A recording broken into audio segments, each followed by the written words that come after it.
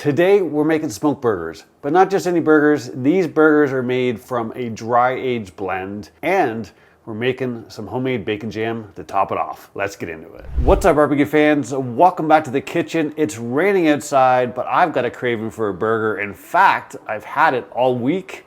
I've been thinking about this thing since Monday. It is Saturday now, and the rain is not going to get in my way. Today, we're making it with this beef here. This is meat from Lafredia Meats. They're out of New Jersey. Not sponsored, but I've been buying their dry-aged beef, I don't know, 10 years at this point. Anytime I want a really good roast that's dry-aged, usually where I go, I get some steaks from there if I'm not buying Wagyu. But generally, they have 30, 50, and 70-day dry-aged meat, and it's pretty darn good, gotta tell you. But it's a second generation family operation, and this beef blend is actually, I think it's about 80 years old. His father made it. They have not changed it since back in the day. It is delicious. I actually didn't buy it for the longest time. I would make my own ground beef or buy something else, but I saw this and had to try it, and I've tried it a couple times, and it's pretty darn good. It's prime meat and it's dry aged. I believe 30 days. So it's a great blend. We're gonna use that to make some burgers here. Let me get out some scissors. This is 1.5 pounds in this package. It does go on sale. I stocked up, I bought like eight packages when it went on sale 2 weeks ago. And what we're gonna do here is we are gonna put a little bit of salt and pepper in here. Pepper, doesn't take much with the pepper cannon. This is just Diamond Crystal Kosher salt. Some people don't like to put it in before they cook. They put it at the end. You do you. I don't really think it makes that much of a difference to me. That's just me. I do like just a little bit of garlic powder, not too much. And I do love some onion powder actually in my burgers. Other than that, we're gonna leave this guy alone. Super, super simple. The one thing that we are gonna do though, is we're gonna put some onion in here. Now, for many, many years, I would cut the onion up fine, and then I would dice it up and throw it in there, and I always had a burger that kind of fell apart. Well, one day I go to see my dad, you know, they're in Canada still, I go see them, try and see them at least once a year, whatever, but you know, he's making burgers, it's one of his favorite things, and I see him, and he's grating in the onions. Why didn't I know that secret? So I've been doing it for years since then, but what it does is it allows you to get some amazing onion flavor in there, some moisture, but it does not make the burger fall apart at all. Now, truth be told, in a smoked burger, it's gonna sit there for a while, so it's probably not gonna fall apart at all, but I do like this method. And this guy, you can get a microplane and then medium. So this guy's a medium. That's probably all we're gonna need. It's about 1/4 of an onion. Give you a shot in there. You can see there's a fair amount. You can see all the liquid on the bottom. I think that's gonna be about all that we need. I will put that right there. We're gonna give this a mix up. Not too aggressively. I've got here just a cutting board. I put some foil on. Not a big fan of using plastic boards, although when I make croutons, or I often, when I make bacon bits, I just keep bacon in my freezer, and then I take a bread knife and I cut across it. And I don't want to do that on my wood board, so it's really the only reason I keep a plastic board around. Mix these guys in. This stuff is actually quite cold. It's been in my beer fridge. Now, I gotta tell you, I am excited about the burger, but I'm gonna make bacon jam for the first time. I've had it a couple times out. I've seen some people make it, and I just decided today is the day. So this is 1.5 pounds, so probably 3 burgers is what I'm gonna do. See if I can get these close before I flatten it out. And I'm not gonna over mix them. But you can see this stuff has got like a little bit of a thicker grind, but because it's got different meats in it, it's got some nice texture to it. Probably there. And we got 3 burgers that are close to each other. Now remember, they are gonna shrink a little bit, right? I like to go around the edges and just make sure it's all closed up a little bit. Here we go. We got 3 good looking burgers. Now look, one trick, if these are gonna go and be grilled or something like that, and they're not super, super cold, what I usually do is I'll throw them in the fridge for a good 15, 20 minutes and just let them get colder and stay together, and it usually helps them stay together a little bit better when you put them on a grill.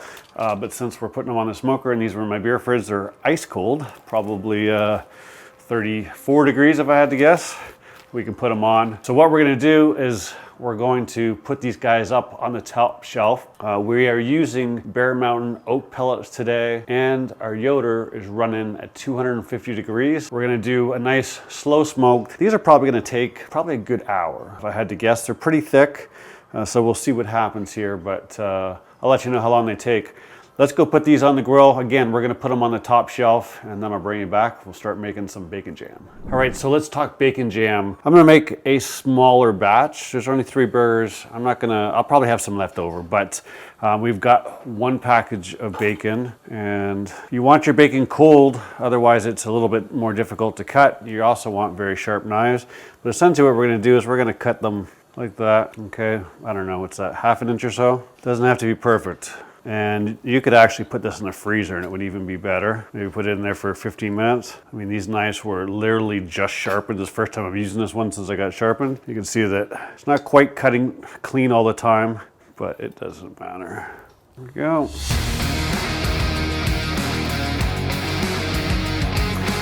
So now what we're gonna do is we're gonna put this in a large frying pan. You want something that's a little bit bigger. There's a fair amount here, but remember, we're gonna add some onions, and we want to be able to let it lay flat to help thicken it up a little quicker. So I've got out a 12-inch frying pan. We're gonna put this in there and we're gonna slow cook it, right? We're gonna stir it around. It's gonna take a good 10 minutes or so, but what we want is we want it to be a good color, well cooked, but not super, super crispy. All right, so here is our bacon. We've wrapped it up in a little bit of paper towel just to help get rid of the excess grease. So the first couple minutes here, we're cooking on like a medium, maybe a medium high heat, not too quickly.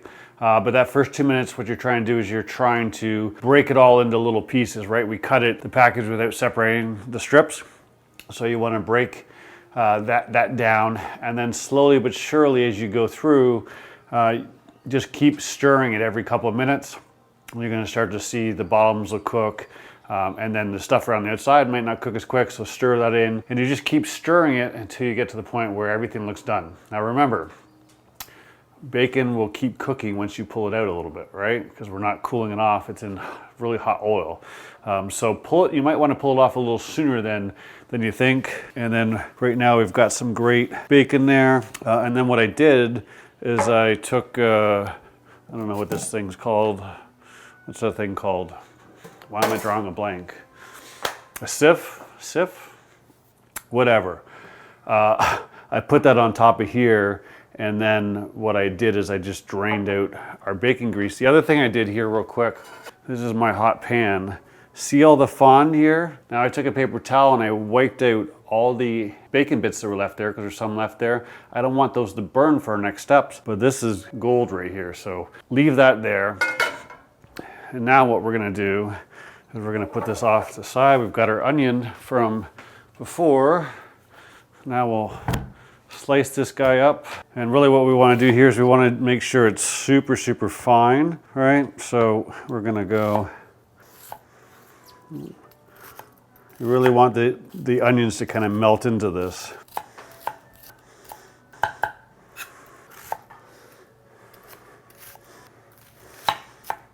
We end up with a nicely fine chopped onion there. And now what we're gonna do is we'll take our pan here and we're gonna take just a couple, 1, 2, 3 good tablespoons of bacon fat. And what we'll do now is we'll take this over to our frying pan, put these guys in here.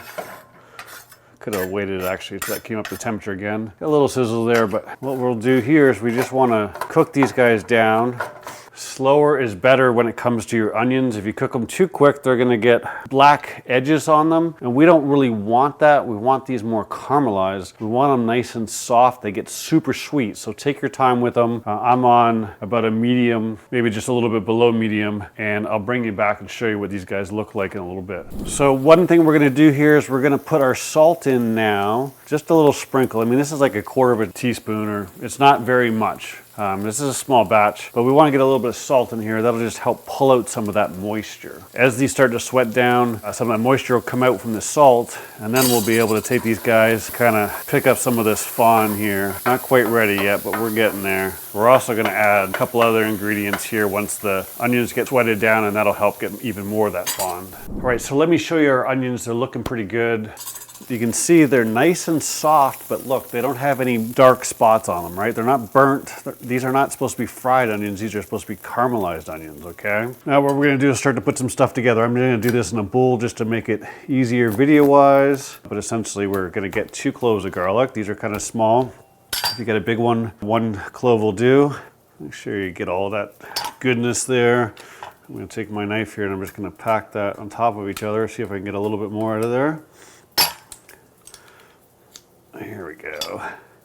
Now I'm going to eyeball this, but you're looking at like half a teaspoon of some smoked paprika. We've already got the salt in there.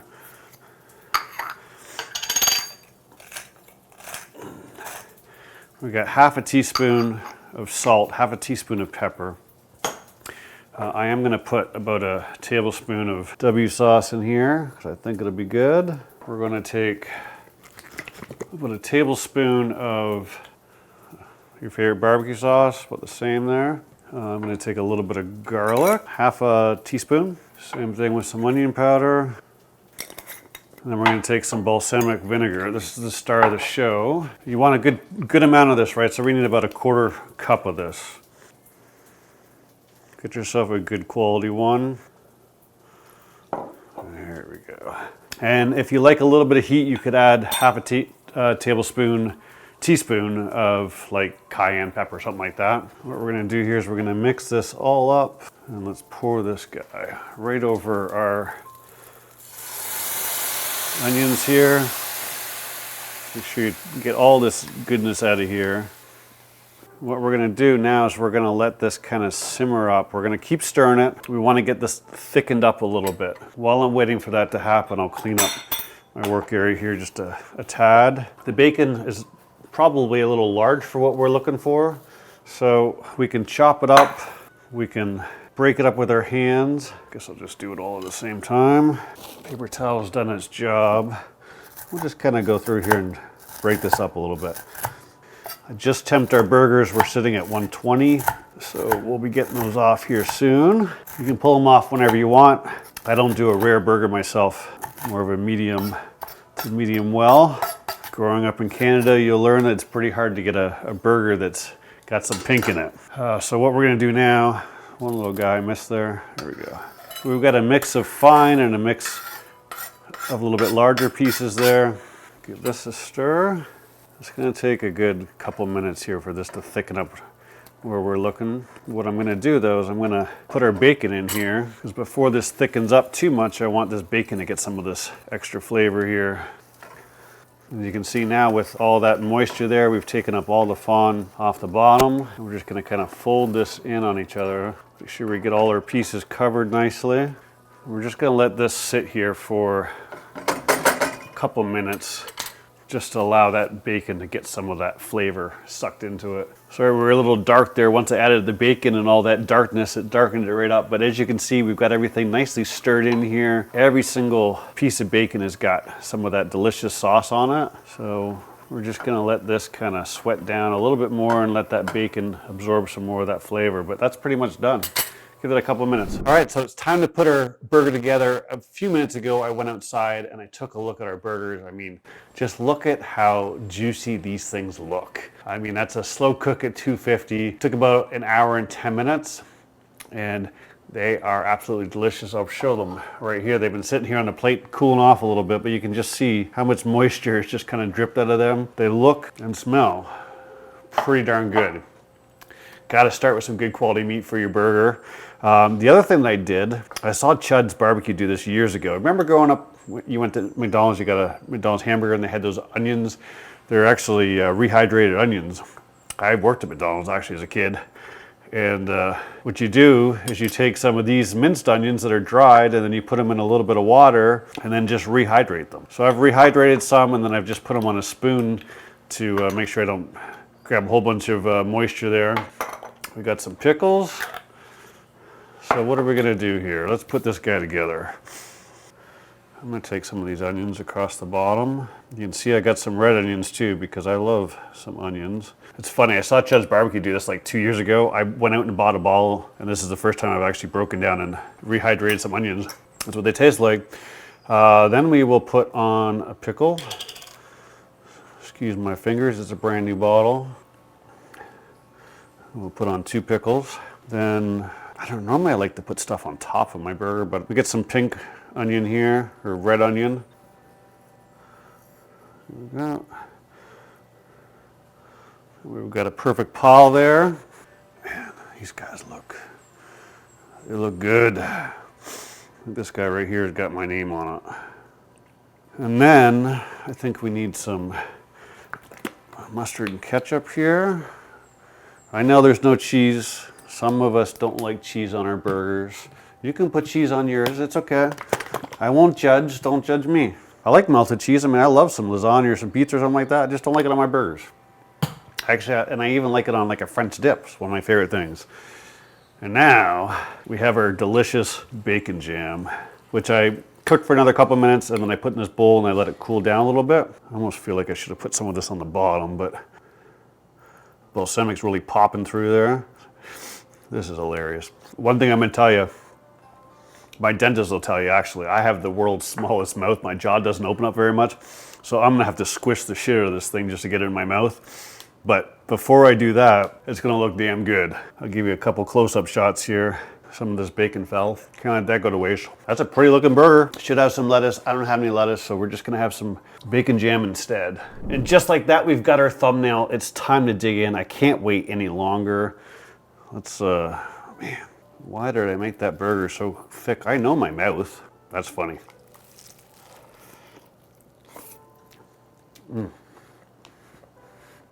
Wow.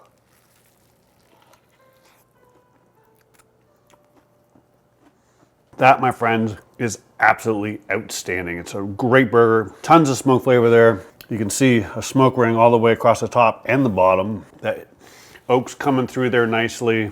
That bacon jam, I'll tell you what. The only thing I might have changed, if I put that bacon on the smoker and smoked it first, I bet you it'd be even better. Maybe we'll do that again, but as it sits, this, my friends, is worth a shot if you've never made bacon jam. It's super easy, it takes a little bit of time, not too many ingredients in it, but well worth the work. It just takes your burgers to another level. If burgers are your thing, I got you covered. Thanks for watching. If you got some value to this video, please give it a thumbs up. Don't forget to subscribe, and I'll see you soon.